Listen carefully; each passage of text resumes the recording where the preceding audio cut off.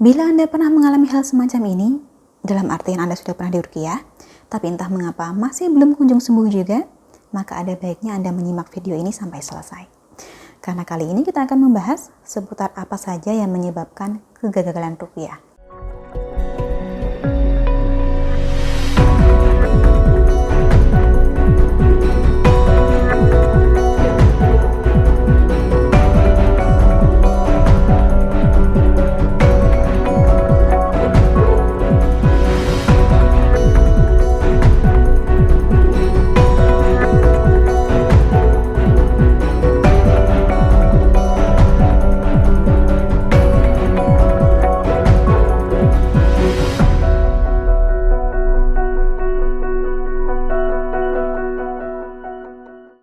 Salam Rahayu, dengan Dewi Suntari di sini.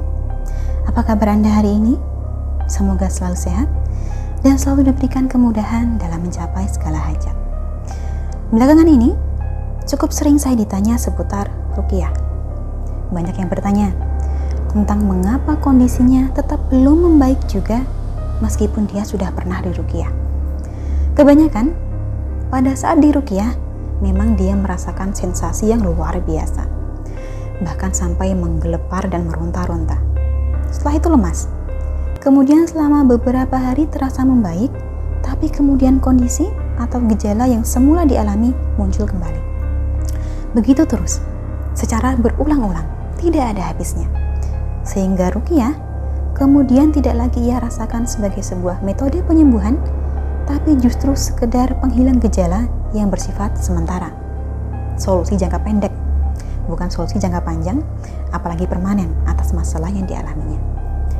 Bila Anda pernah mengalami hal semacam ini, dalam artian Anda sudah pernah diruqyah, tapi entah mengapa masih belum kunjung sembuh juga, maka ada baiknya Anda menyimak video ini sampai selesai.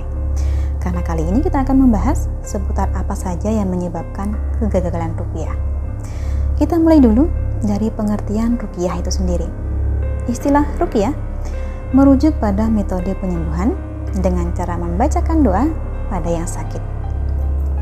Kebanyakan penyakit yang diobati dengan cara ruqyah ini adalah penyakit-penyakit yang disebabkan gangguan jin. Secara umum, ada beberapa hal yang menyebabkan ruqyah tidak memberikan hasil sesuai harapan. Beberapa hal tersebut antara lain adalah: yang pertama, si pasien sebenarnya tidak ingin diruqyah. Bisa jadi dia ikut proses ruqyah ini atas anjuran orang lain dan tidak tega menolak. Padahal sebenarnya dalam hati pasien masih ada keraguan. Dalam hatinya dia hanya ingin diruqyah, bukan ingin sembuh. Penyebab kedua adalah pasien masih terlalu cinta pada dunia, sehingga menjadikannya pelit bersedekah. Ini juga bisa menjadikan hasil ruqyah tidak maksimal. Penyebab ketiga adalah pasien mengeluh dan berputus asa. Namanya manusia, mengeluh itu wajar. Adalah lumrah bila kita merasa tidak puas dengan kondisi yang kita alami, lalu mengutarakan ketidakpuasan itu. Tetapi di banyak kasus, kecenderungan mengeluh ini justru menjadikan usaha batin kita tidak membuahkan hasil. Demikian halnya dengan sikap putus asa. Orang bilang putus asa itu lebih buruk dari kematian. Karena jika kematian hanya memisahkan jasad dengan roh, maka putus asa memisahkan antara roh kita dengan Tuhan. Penyebab keempat, pasien yang mengikuti ruqyah ini tidak mau memperbaiki kondisi hatinya. Maksudnya bagaimana? Maksudnya adalah masih adanya rasa iri dengki yang menjadikannya enggan bersilaturahmi, termasuk kepada orang tua ataupun saudara-saudara sendiri. Penyebab kelima, pasien tidak mau bertobat. Dalam artian tidak mau mengakui dan memahami kesalahannya sendiri.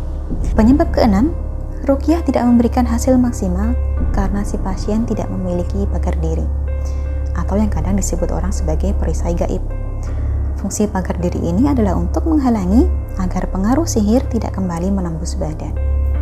Tujuan melakukan ruqyah adalah mengeluarkan jin atau memutus belenggu sihir dari dalam diri pasien. Percuma badan dibersihkan bila setelahnya tidak dipagari. Gangguan akan datang kembali. Sedangkan penyebab terakhir atau yang ketujuh adalah karena sebenarnya yang diperlukan pasien bukan ruqyah. Mengapa bukan ruqyah? Karena yang menyebabkan kondisinya bukanlah gangguan jin, ada penyebab lain yang mungkin bukan berasal dari makhluk halus, juga bukan berasal dari pengaruh sihir kiriman orang. Dalam situasi semacam ini, maka wajar bila hasil yang diharapkan dari proses ruqyah menjadi tidak tercapai. Kurang lebihnya itulah beberapa hal yang menjadikan proses ruqyah tidak memberikan hasil maksimal. Kepada Anda yang saat ini mengalami permasalahan serupa, semoga bahasan ini memberikan pencerahan dan juga semoga lekas diberikan yang terbaik untuk Anda.